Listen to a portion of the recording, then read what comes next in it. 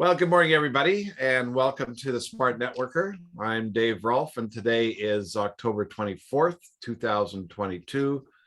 And what we're going to do today is kind of a review of everything. Now, that's a broad topic and a broad statement, but I was taking a look at some of the ideas of what we've talked about recently and what we need to talk about, and the people that I work with and the circumstances that are going on and the activities that I do outside of this call throughout the week and all the interactions that go on. And they're basically, the interaction of us living life and doing what we do to survive, make things work, and how we work together as a group and as individuals, and how we move forward. I think the overall objective is moving forward. And as you know, I've said this before, I'm rewriting my book, and so I'm confronting the past and the present and the future at the same time to see what's relevant and what's not. And most is still 100% relevant with regard to what we do as a business, and this is a business for most. Yes, there's other benefits that come along with it, but primarily because of you have to spend your time in this, you have to, you make it work by selling products. And so that's an activity that is basically relegated to the area of business. So we have to pay attention. So anyway, in chapter 1 of the book, I talk about probably the first and foremost aspect of doing this is you have to be who you say you're going to be. Now, this is a very interesting piece of information. So if you were a bus driver, then you get on the bus and you're a bus driver, and you got to pay attention to being the bus driver. You got to pay attention to the roads and the traffic and the stopping and letting passengers on and making sure everybody's fine and all that sort of stuff. So if you were on the bus and you were a network marketer and you were trying to build a business while you were driving the bus, you might get distracted. And as a result of getting distracted, you wouldn't perform the way you should. You could hit somebody in the rear end of their car. You could get into an accident. So the idea of being who you're supposed to be then allows for certain things to then take place. And this is most fascinating, because the key to this business is learning what to do. So, but here's what I found out over time. If you're not really invested, involved, or committed to doing an activity, then to that degree, you won't get educated and learn what you're supposed to do.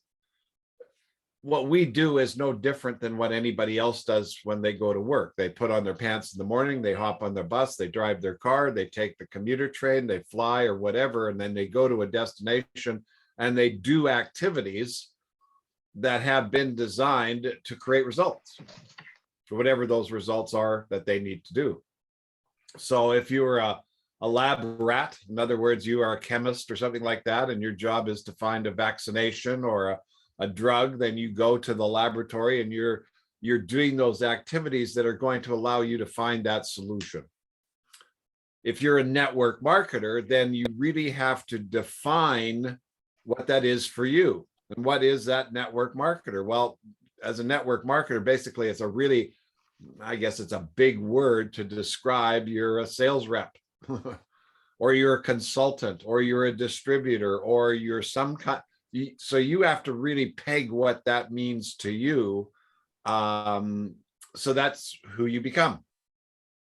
That's your identification. Just like if you're an attorney, you go to the store, you create an office, you hang your shingle that's got your name on it that says, John Jones attorney, Mary Smith attorney, and then you let the world know that you're an attorney. You don't just go in there and close the door and don't talk to anybody. You tell other people that that's what you do, so that you can get the business that you need to get and develop clients and all that sort of stuff. So as a network marketer, what I learned very early on was what I was supposed to be, what was my job. And the job was at that time onefold. It was to find other people that I could get involved in the business. And the byproduct of that was then either they would or they wouldn't. And if they wouldn't, then they got products. If they became a distributor, they consumed the products, which was the end result of being involved, to consume and utilize the products. But as a distributor, you do other things. So as a distributor, you find customers, you find other distributors. And so that was pretty general. I'd heard that and seen that for years and years and years. And I wanted to refine who I was and what I did so that I could learn to become more professional and be more respected for what I did. Now, this is I guess, a personal quirk, but it was, I wanted to feel proud about what I did. And I wanted to be able to walk out there and say, this is what I do. And I'm really successful at doing this. And you should pay attention and take a look, was the idea. So what I came to understand very early on, that most people that did this, and this is a kind of a general statement, but most people that did this were doing this to solve an issue. They were doing this to solve something or get something they wanted, solve a problem, a desire. The idea got to them. It's when I first heard about this, and the idea of owning a Coca-Cola machine on every street corner in the world, and every time somebody bought a Coke, I made a nickel, was just like, oh my God, what a brilliant idea.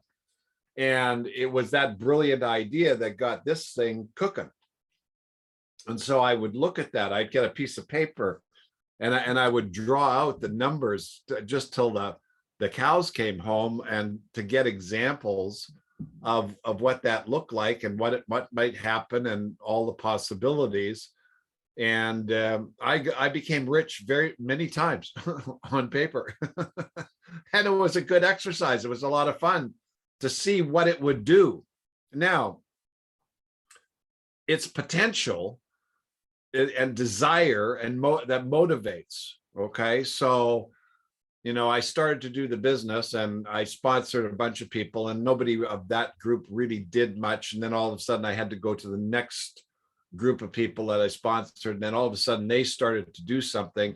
And when they started to do something, and when I saw volume underneath me, and I saw other people coming in because of their efforts, not mine, because of theirs, this was extremely motivational. This was extremely exciting to see that activity. Now, that's all good. That's all wonderful. And we'll bring more of that up very shortly. But the first part of it was I had to be the network marketer. So that's number one. I had to tell the world that I was that person. Now, for me, I then figured out, okay, what do I want to tell the world in the sense of what we do? And that became the product distribution. So my title and my business was I'm in product distribution. That was a broad enough title that would get the job done, wouldn't confuse people, but wouldn't send them down a trail that would get them into a negative that I didn't need them to get into. And I'm sure all of us have had that viewpoint, where we have mentioned what we do to people and they just, oh, no, go away. I don't want to talk to you, go away. That kind of an idea, right? So I realized that what was really important was having a good conversation and really discussing the facts, the truth, the concepts, the ideas in an intelligent manner. And the only way to accomplish that was if everything was real and up above board and straightforward. And that started with me. It started with who I was, my identification, and I became the network marketer. Now, what's next? Well, after that was the learning curve.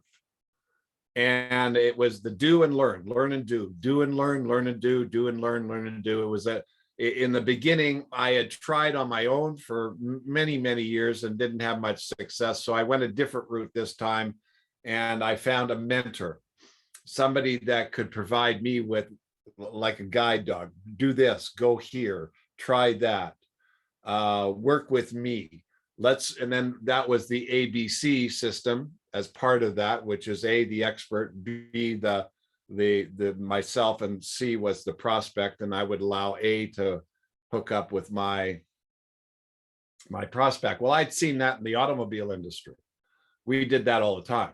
A car person would come on the lot, and I would be the at that time the B, and the manager was the A.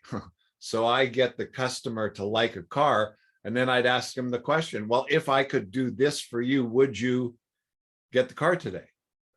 Based on what they'd told me, based on their questions, based on my questions, based on their answers, based on price, color, whatever. It was a simple process. And then if they said yes, then I went to the manager, and then he took over. And of course, he was the pro. He was in the position. He had the ability and the authority to handle what needed to be handled to get that person in the car. So in the sense of doing this business, when you're new, you're not expected to know everything. And you would be well advised to use the experts that are available to help you who have the experience. Because the key to this business is experience. It's just knowing what you need to know, and then going, and then of course, in the next part is the do part, which is then figuring out what to do. And of course, the do part comes with understanding how the business works, understanding the mechanics, the technology of our business, structure, events. I mean, all of those things which you learn as part of the exercise of once you get involved. Once you say, okay, I'm in, then you learn, and then you do, and then you learn, and then you do, and then you learn, and then you do. And then as a result of that, guess what? You get the benefits. You get the benefits of that do. So it's be, do, get, or have the results. Then once those three things are done, then you monitor your activities. So you're going, chunkity, and you get a check for 100 or 200 or 500 or whatever, and it's not meeting what you want to meet. Well, if you don't monitor what you're doing, it's hard to figure out what to correct. And the reason why you want to monitor what you do is so you can either continue doing what you're doing because it's really doing well, or you can correct what you're not doing right. And it's a mechanism of I don't know, it's just smart business. So you're going along, and sales are. So again, I've given this example many times, but when I was in the oil and gas industry, I did certain activities, and I monitored all those activities, and then I monitored the results compared to those activities, and I wanted to improve the results. So I had to figure out, well, what activity do I need to improve? And that gave me the answer. I studied that. It gave me the answer. I made more phone calls. Now I only went up about 10% in the phone calls, but I doubled my income. And that was the phenomenal aspect. So it was just like, okay, it was really interesting. So that's what you do. You be the networker, you do what the networker does, and you learn what has to be done. Then you go out and do more of that based on what you've learned. You get the results of that, and you monitor your results to see what's working and what's not. You change what's not, you improve what is. And then you just go along, do your business. I mean, that, okay, so there's the core. There's the core idea of doing this business. Now, what's next? Well, then after studying this for quite some time and being involved and looking at all the different people and all the different situations and scenarios, some common denominators appeared. And the first of the common denominators was want. Those people that became very successful knew what they wanted. Now, this has been translated to your why. And it's very appropriate. You know what you want, that's your why. So I'll use mine as an example. I wanted $8,000 a month. So my why was to make $8,000 a month, period. Simple. Didn't have to get esoteric, didn't have to get over the moon about it. It was just simple. That's what I wanted. That's why I'm doing this. And here was what was interesting about that. That translated as part of my story. And people that I ran into that were in a similar situation would get attracted to that. And so the second part of that attraction was mutual want. And I'm giving that as a kind of a new term here, mutual want. So of all the people that I sponsored in this business, none of them were like me in the sense of personality, but they wanted similar things that I did, and that was the magic. And it was the success, it was the income, it was the recognition, whatever it was for them, but it was the idea that what they wanted could be achieved by being involved. And then that became the magic. So the direction that one took. So beauty's in the eye of the beholder. And if I go back and look at all the people that have got into this business, where they came from, their upbringing, their lives, their family, their circumstances, all of that sort of stuff, and the ones that made it and didn't make it, they all started with the same idea, that they saw something. They saw something for themselves.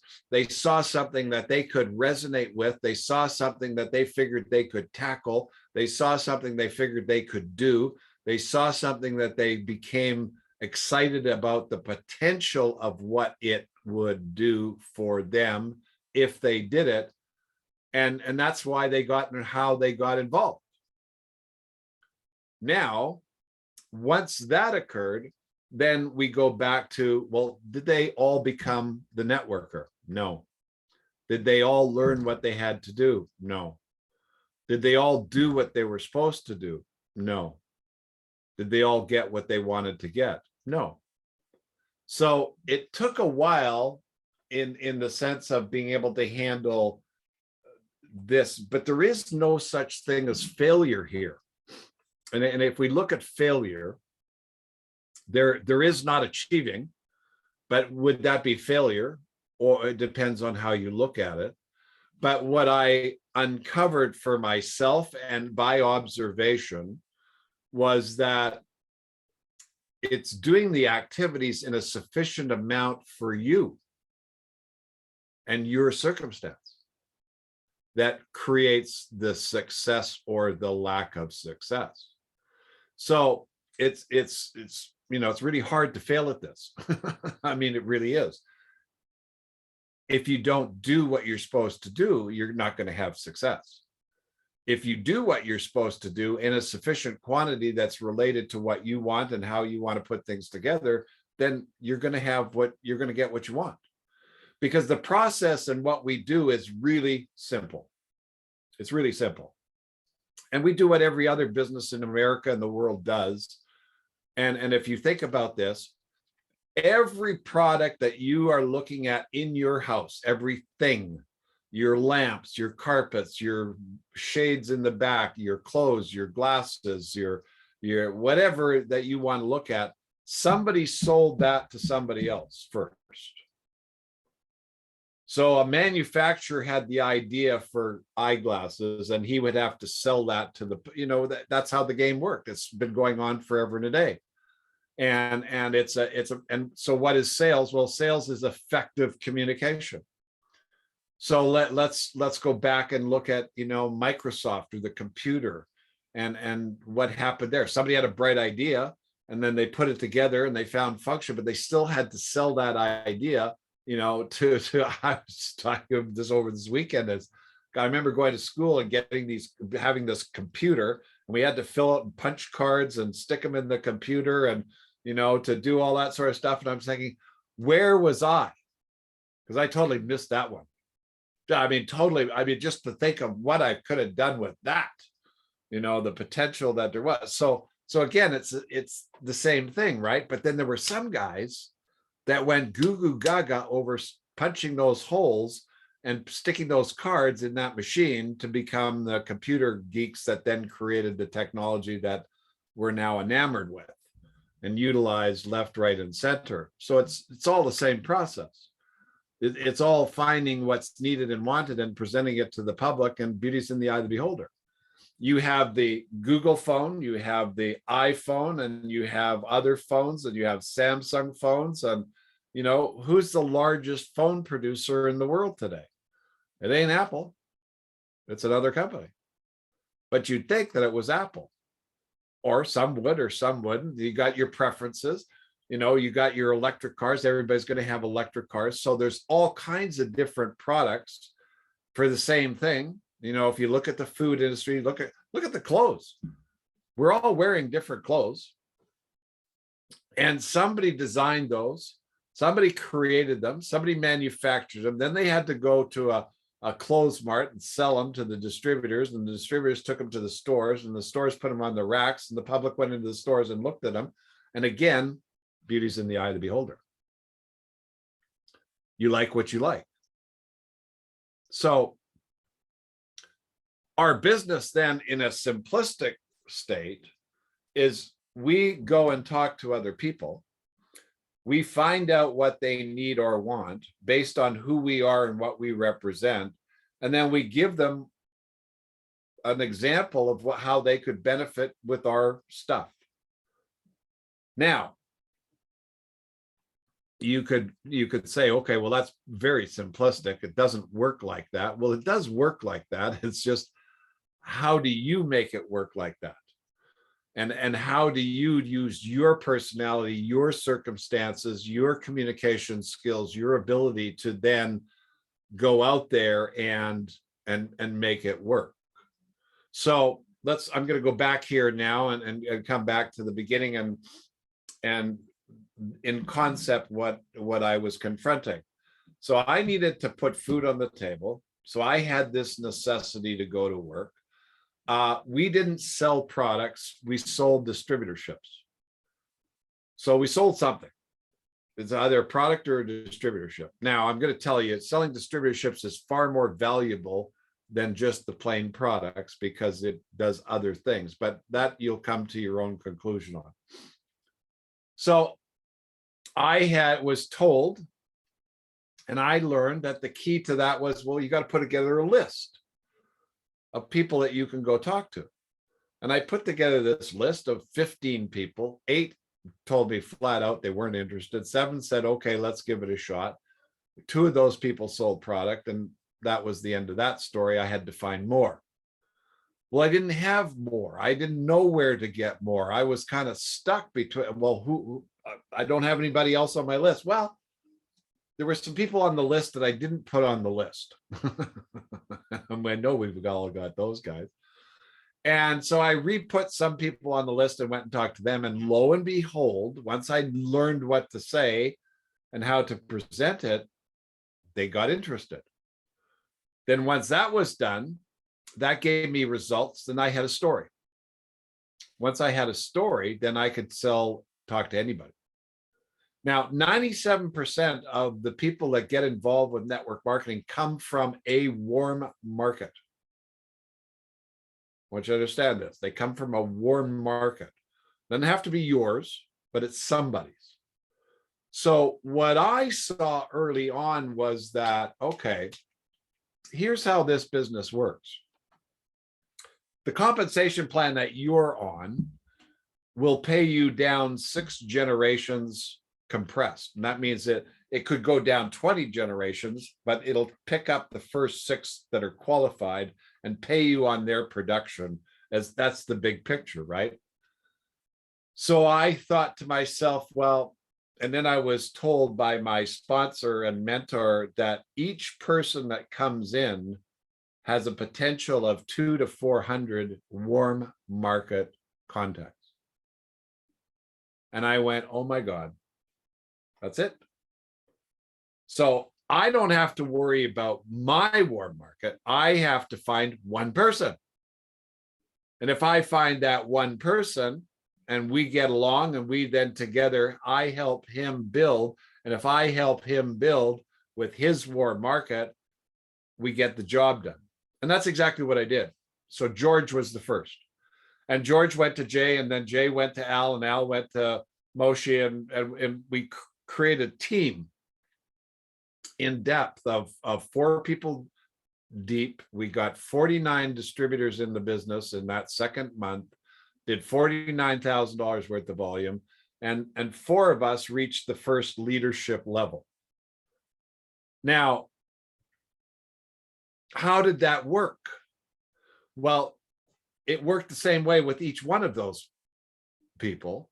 It worked by us going out and communicating and giving people an idea or a potential solution to an issue or a problem or a desire. And as a team, we created the right structure that created the motivation. And then people saw that it works. How does it work for you? If you see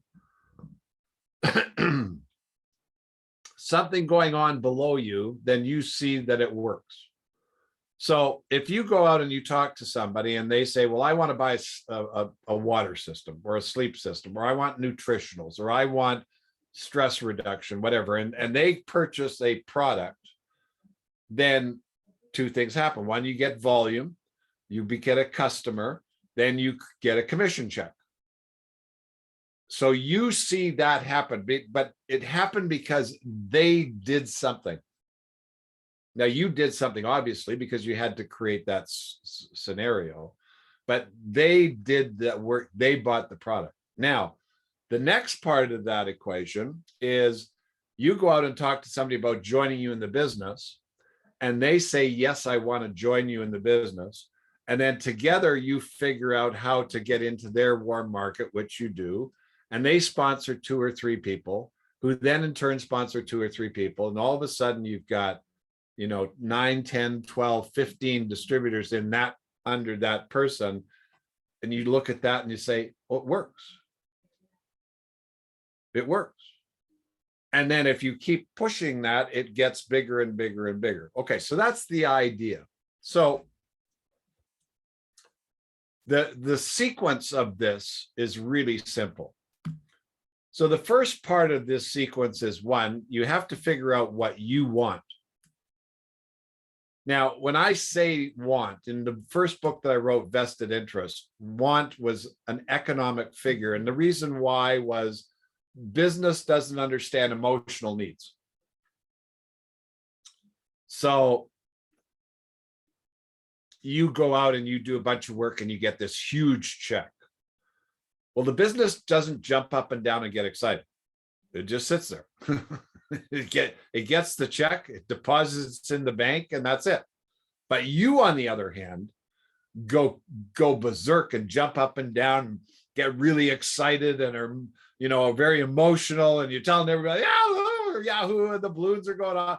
Because that's because you have the ability to emote and have emotion, but the business doesn't. You direct the traffic of the business. So the first thing, once you understand what you want, you have to have or tell the business, what does that mean in numbers?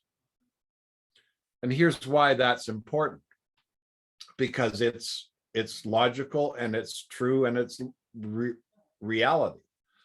So in our business, If you want a residual income of $5,000 a month, then you pretty much have to have leaders do the leadership bonus aspect and make that 6%. And you need to have 83,000 in commissionable volume.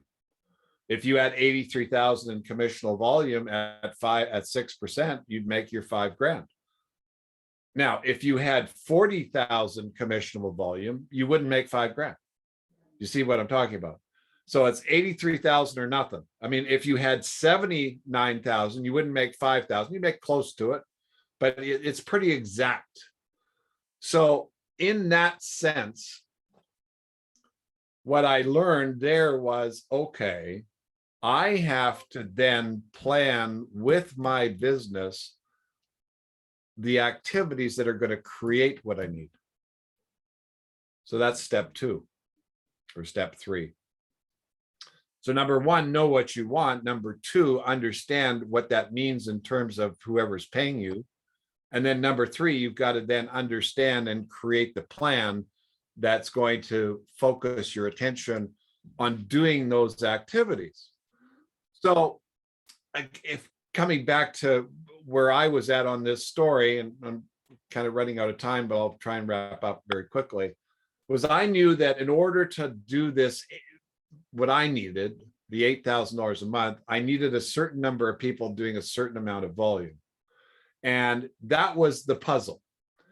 Once I understood what the structure was, then I worked on the structure. But it started with one person. It started with an agreement between myself and that other person and helping build that team. And then once I had that team in place, then we could do it again.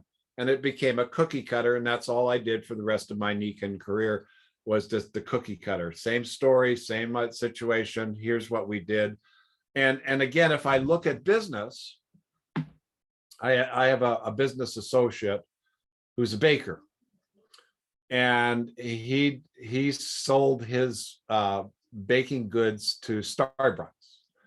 And if you go into a Starbucks and you buy a cake pop, which is a cake on a stick, he created that invention, and he sold it for gazillions. I mean, really gazillions of dollars. Now, in the sense of what he did was he went through a process of learning how to become a baker, baking all kinds of different products, getting out there, creating a product, selling it to somebody else, and getting a result. And then that result created the exchange between he and other people. Well, that's exactly what we do. So what I want you to understand is it's really what we do is simple, but the start of it is, first, you have to be the network marketer. You have to put that hat on. You have to look like it, walk like it, talk like it. When you leave your house, that's what you are. You're in the whatever distribution business, however you want to call that, but that's what you do. Now, what I found is I can't tell you who's going to join you. I just can't tell you that. You could bring 10 people to the picnic and ask me, well, who's going to join me? I couldn't tell you till they join you. So it's a process of doing the activities that are known to create the results, as many as you can. And then results will take place if you do the right activities. Well, what are the right activities? Well, the right activities are helping people get what they want. So what do you have to know? You have to know what they want. So what I focused my attention on was the economic side of things, because I thought and saw, for me, that was the simplest and easiest and shortest route to take. So if I needed to make $8,000 a month, how many other people out there needed the same thing? And if we all need the same thing, or if the people I talk to need the same thing, then guess what was really easy to do and talk about? What we're going to do to get a result. And we were both willing to do the work. So we both joined. And then as soon as the third person came along, we have a group. Now the group is on the same page. And then the fourth person, then the fifth person, then the sixth person. And then it just grew and grew and grew and grew. So as a review, and all of these lessons are on daverolf.com. First, you want to be the networker. You want to learn what a networker has to do so you can then go do those activities, and then you'll get the results of that. How does this business work? It works by first finding out what you need and want, or what other people need and want. Understanding what has to be done in the sense of creating that result so that you get paid that amount. Make sure it's a number so that you can strategize with numbers. And then go out, and what do? We talk to people, we talk to people, we talk to people, we talk to people, we talk to people, we talk to people. I've been talking to people for 32 years. Well, actually longer, for 47. And all of us have been talking to people our whole lives. So it's just, and what you're going to find is that for the most part, people are really nice. And if they're not, then go on to the next person. It's really simple. So don't let those negatives get in your way. Anyway, I hope that helps as a review for what you need to do. And I'll end the recording, and then we'll go into the Q&A.